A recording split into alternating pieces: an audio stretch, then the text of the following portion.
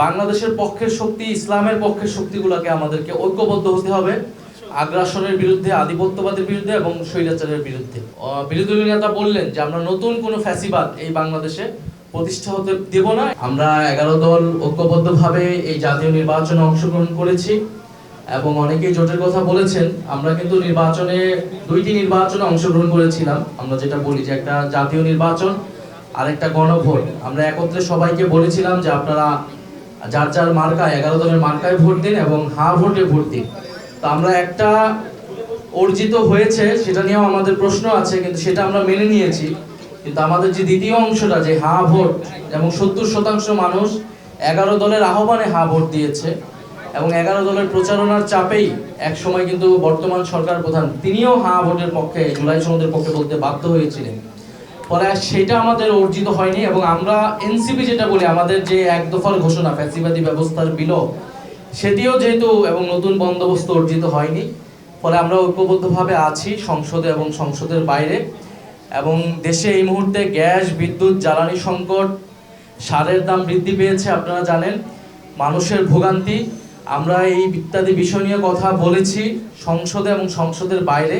আমরা জনগণের অধিকারের পক্ষে আমরা কথা বলে যাব। 11 দল না, আমরা আমাদের এই আন্দোলন এটা জনগণের পক্ষের আন্দোলন, এটা নতুন বাংলাদেশ গড়ার আন্দোলন। আরো যারা শক্তি, যারা নির্বাচনে হয়তো আমাদের সাথে আসতে পারেনি নানা কারণে,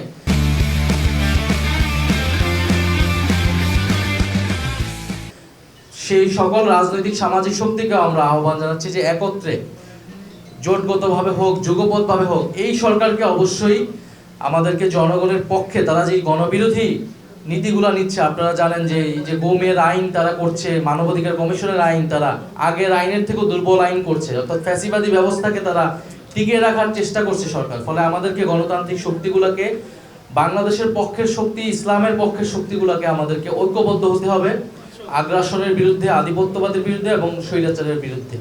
ফলে আজকে হয়তো কোনো রাজনৈতিক কারণে নয়, উনি একেবারেই সৌজন্যতার জায়গা থেকে উনি এসেছেন। ওনার স্নেহ, ভালোবাসা উনি আমাদেরকে জানিয়েছেন এবং ওনার সংগ্রামের ইতিহাস আমরা জানি।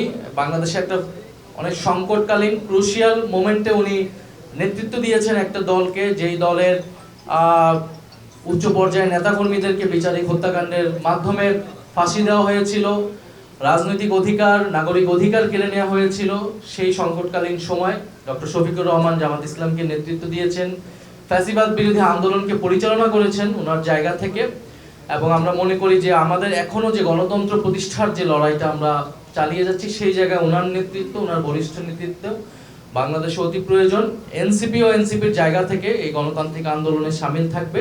তো ইনশাআল্লাহ আমরা ঐক্যবদ্ধভাবে, আমাদের সামনে অধিবেশনও শুরু হচ্ছে, সংসদে আমাদের যেমন কণ্ঠ দেখতে পারবেন, সংসদের বাইরেও রাজপথেও আমরা ঐক্যবদ্ধভাবে জনগণের পক্ষের আন্দোলন গড়ে তুলব। এবং যেটা বিরোধী নেতা বললেন যে আমরা নতুন কোনো ফ্যাসিবাদ এই বাংলাদেশে প্রতিষ্ঠা হতে দেব না, এটা জুলাই যে শহীদ আমাদের ভাই ওসমান হাদি, তাদের প্রতি আমাদের কিন্তু ওয়াদা, সেই ওয়াদা ইনশাআল্লাহ আমরা রক্ষা করব। আপনাদের সবাইকে ধন্যবাদ।